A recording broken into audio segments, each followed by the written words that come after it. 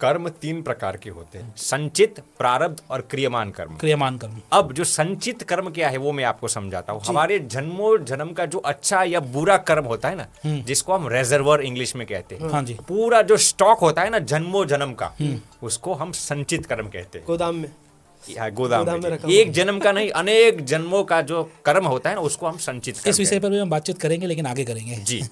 दूसरा कर्म हुआ आशीष भाई प्रारब्ध कर्म। यानी कि प्रारब्ध कर्म क्या है, इस जन्म में भगवान ने आपको जो भुगतने के लिए अलग से रखा हुआ है, हाँ जी, उसको प्रारब्ध कर्म कहते हैं।